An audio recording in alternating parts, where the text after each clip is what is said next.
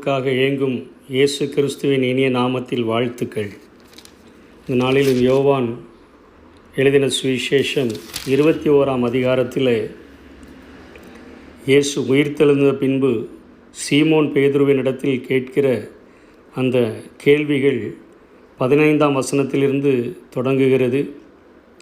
சீமோன் பேதுருவை பார்த்து இயேசு கேட்கிறார், யோனாவின் குமாரனாகிய சீமோனே, இவர்களிலும் அதிகமாய் நீ என்னிடத்தில் அன்பாயிருக்கிறாயா என்றார். அதற்கு அவன், ஆம் ஆண்டவரே, உம்மை நேசிக்கிறேன் என்பதை நீர் அறிவீர் என்றான். அவரின் ஆட்டுக்குட்டிகளை மேய்ப்பாயாக என்றார்.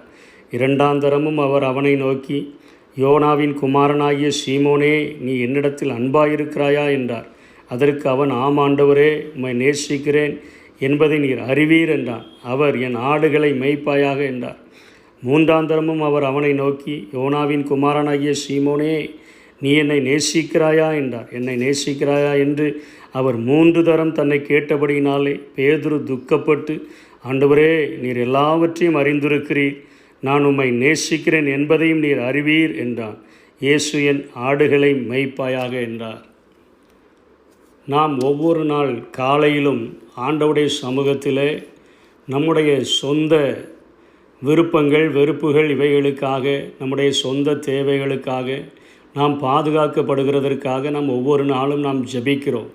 ஆனால் நாம் இரவிலே நாம் தூங்கச் செல்லும்போது அந்த நாள் முழுவதிலும் நம்மை பாதுகாத்த, நம்மை நேசித்த, நம்மை வழிநடத்தின, நம்முடைய தேவைகளை சந்தித்த நம்முடைய ஆண்டவருக்கு நாம் நன்றி செலுத்துகிறோமா என்று நாம் ஆராய்ந்து பார்க்க கடமைப்பட்டிருக்கிறோம்.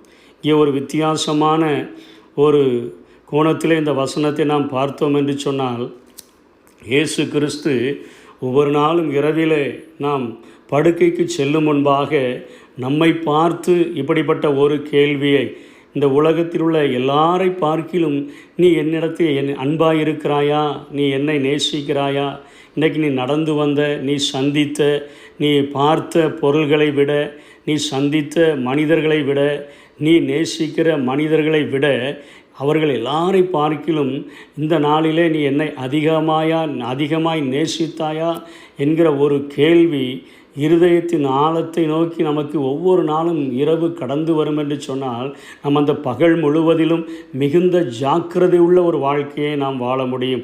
ஆண்டவருக்கு ஒரு பரிசுத்தமுள்ள ஒரு வாழ்க்கையை நம்ம ஒரு பொருட்களை பார்க்கும் பொழுது, ஆண்டவரே, இந்த பொருட்களை நான் உம்மை விட அதிகமாய் நேசித்து விடக்கூடாது, நான் செய்கிற தொழிலை தெய்வம் என்று நான் சொல்லிவிடக்கூடாது, உம்மை பார்க்கிலும் நான் அதிகமாய் நேசிக்கக்கூடாது, நான் பழகுகிற மனிதர்கள், எனக்கு உதவி செய்கிறவர்கள், இவர்கள் எல்லாரை பார்க்கிலும் நான் உம்மை அதிகமாய் நேசிக்க வேண்டும் என்கிற எண்ணம் ஒவ்வொரு காரியங்களிலும், என்னுடைய நாடி துடிப்புகளிலெல்லாம், என்னுடைய இருதயங்களிலெல்லாம் நிறைந்திருந்தேன் என்று சொன்னால், இந்த உலகத்தில் பரிசுத்த வாழ்க்கை என்பது மிகுந்த சாத்தியமாகிவிடும். ஏனென்று சொன்னால், பரலோக வாழ்வை துறந்து மனுக்குலத்தில் மக்களோடு கூட அவர் மகிழும்படியாக, அவர்களோடு கூட பேசும்படியாக, அவர்களோடு கூட உறவாடும்படியாக மனித ரூபம் எடுத்து மனுஷ சாயலாக வந்த அந்த இயேசு நம்மிடத்தில் எதிர்பார்ப்பதெல்லாம் நம்முடைய அன்பு ஒன்றை மாத்திரமே.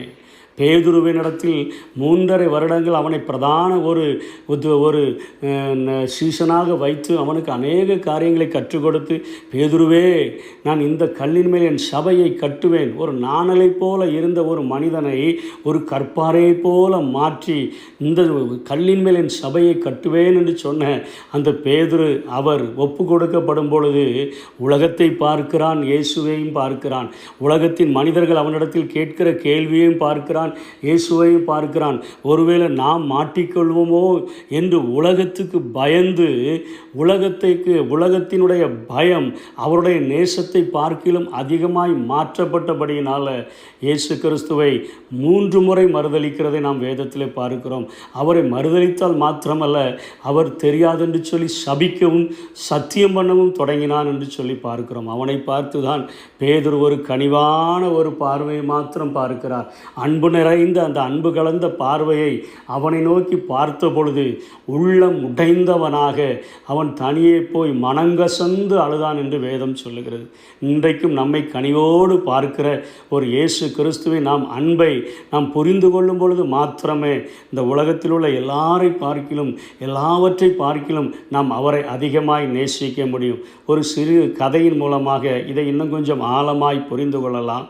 ஒரு ஊரிலே ஒரு அம்மா ஒருவர் இருந்தார்கள். தகப்பனார் கிடையாது, ஒரு மகன் இருந்தான். அந்த மகன் செல்லமாக வளர்க்கப்பட்டான். வாலிப பிராயத்தை அடைந்தான்.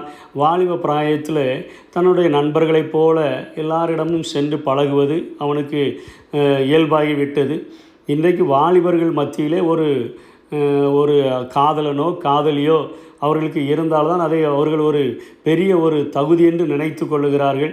நீ லவ் பண்ணுகிறாயா என்று கேட்கிற கேள்விதான் இன்றைக்கு வாலிபர் மத்தியிலே அது ஒரு பிரதானமான ஒரு கேள்வியாக அது மாறிவிட்டது.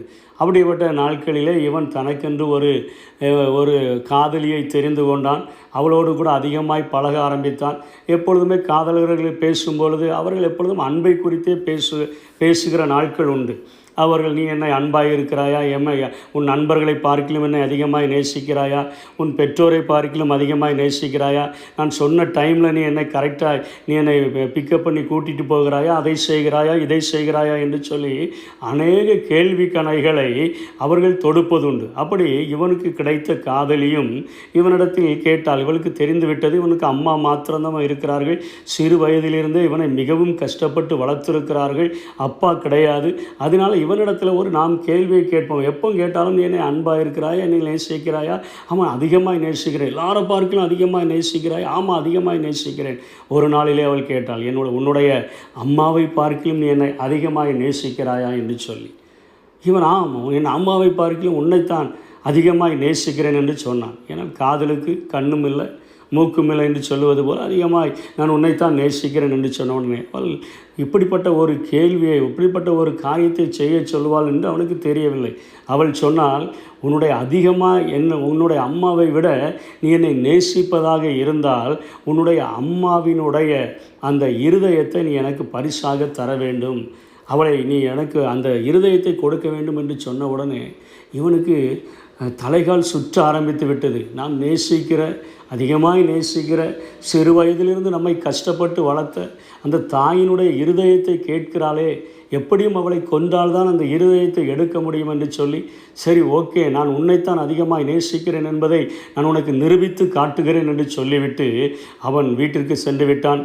காலை உணவை சாப்பிட்டான், மத்தியான உணவை சாப்பிட்டான், இரவு உணவை சாப்பிட்டு விட்டு அம்மா இவன் சாப்பிட்ட பிறகு சாப்பிட்டு விட்டு அவர்கள் படுக்கைக்கு செல்லும் முன்பாக அவன் லைட்டெல்லாம் அணைத்த உடனே அந்த இருட்டில் வேகமாக போய் அவனுடைய அம்மாவை அவன் குத்தி அவர்களை கொன்று அந்த இருதயத்தை வெளியே எடுத்துக்கொண்டு அவன் வேகமாக ஓடுகிறான். தன்னுடைய காதலின் இடத்தில் தன்னுடைய அன்பை நிரூபிக்கத்தக்கதாக ஓடுகிற வழியில் அவன் இருட்டாக இருந்தபடினால் ஒரு குழியில் தட்டி கீழே விழும் பொழுது அந்த இருதயம், அந்த ஹார்ட் அவனுடைய கையிலிருந்து கீழே தவறி விழுந்து விட்டது. உடனே அதிலிருந்து ஒரு குரல் கேட்கிறது, மகனே, கீழே விழுந்தியே, ஏதாயிலும் உனக்கு அடிபட்டு விட்டதா என்று சொல்லி நொறுங்கி போனான். அந்த நேரத்தில் நம்முடைய அம்மாவை இத்தனை காரியங்களாய் கொடுமையாய் கொன்று அவர்களுடைய இருதயத்தை எடுத்து கொண்டு அவருடைய அன்பை புரிந்து கொள்ளாதபடி அதை ஏதோ ஒரு இன்ஃபேக்சுவேஷனாக அல்லது ஒரு கவர்ச்சியாக இருக்கக்கூடிய ஒரு அன்புக்காக இந்த இருதயத்தை வெளியே தூக்கி கொண்டு வந்த பிறகும் கூட அவருடைய இருதயம் என் மேலாய் எத்தனையாய் அடித்து கொண்டு இருக்கிறது என்று சொல்லி அந்த இடத்திலேயே நொறுங்கி போனான். கீழே விழுந்ததை பார்த்து அவர்கள் இத்தனை பாடுகள் பட்டதை கூட நினைக்காமல், என்னுடைய கைகளால் கொலை செய்யப்பட்டதை கூட நினைக்காமல், நான் கீழே விழுந்து அடிபட்டு விட்டதோ என்று கேட்கிறார்களே என்று சொல்லி அவன் தன்னுடைய தவறை உணர்ந்து கொண்டான். இன்றைக்கும் நமக்காக நொறுக்கப்பட்டவராக கல்வாரி சிலுவையில் விரும்பப்படத்தக்க ரூபம் அவருக்கு இல்லை என்று ஏசாயா சொல்லுகிறான். அவருடைய முதுகெல்லாம் உளப்பட்ட நிலம் போல மாறிற்று என்று அவன் சொல்லுகிறான். 1000-10,000 பேர்களில் சிறந்த அந்த நேசருடைய அந்த முகத்தை பார்க்கும் பொழுது விரும்பப்படத்தக்க ரூபம் அவருக்கு இல்லை என்று சொல்லுகிறான். இத்தனையாய் நேசம் வைத்த, இத்தனையாய் நம்மை அன்பு வைத்த அந்த இயேசு கிறிஸ்து தான் அங்கே பேதுருவை பார்த்து கேட்கிறார், இவர்கள் எல்லாரிலும் நீ என்னில் அன்பாய் இருக்கிறாயா? நொறுக்கப்பட்டவராக, முள்முடி சூட்டப்பட்ட காயமுடையவராக, கைகளிலே தழும்புகள் உடையவராக, விழாவிலே குத்தப்பட்டவராக, கால்களிலே தழும்புள்ளவராக, அன்பு நிறைந்த அன்பின் மொத்த உருவமாக நிற்கிற இயேசுதான் அங்கே பேதுருவை பார்த்து இந்த கேள்வியை கேட்கிறார். ஒவ்வொரு நாளும் நம்முடைய கண்களுக்கு முன்பாக என் தாயை பார்க்கிலும், என் தகப்பனை பார்க்கிலும், இந்த உலகத்தில் உள்ள எல்லா நண்பர்களை பார்க்கிலும், நான் விரும்புகிற எல்லா பொருட்களை பார்க்கிலும் இவருடைய அன்புதான் சிறந்தது, அது மேலானது என்று சொல்லி நம்ம ஒவ்வொரு நாளும் நினைக்கும் பொழுது நாம் பாவம் செய்ய கடந்து செல்வோமானால் அந்த அன்பு நம்மை தடுத்து நிறுத்திவிடும். இயேசு கிறிஸ்துவினுடைய அன்பை விட இது எனக்கு மேலானது அல்ல, இயேசு கிறிஸ்துவினுடைய அன்பை விட இந்த சிநேகம் எனக்கு மேலானது அல்ல, இயேசு கிறிஸ்துவனுடைய அன்பை விட இந்த பொருள் எனக்கு மேலானதல்ல என்று சொல்லி நம்மை கண்களின் இச்சைகளிலும், மாம்சத்தின் இச்சைகளிலும், ஜீவனத்தின் பெருமைகளிலும் இருந்து பாதுகாத்து ஒவ்வொரு நாளும் இரவிலே நன்றி செலுத்தும்படியாய் கடந்து வரும்பொழுது, ஆண்டவரே இன்றைக்கு உண்மையிலேயே முழுமையாக உம்மை மாத்திரம்தான் நான் நேசித்தேன் என்று சொல்லி நாம் தைரியமாய் சொல்ல முடியும்.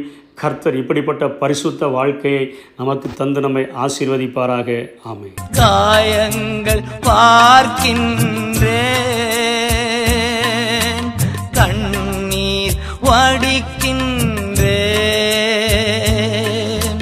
தூய திருரத்தமே துடிக்கும் தாய் உள்ளமே, தூய திருரத்தமே துடிக்கும் தாய் உள்ளமே,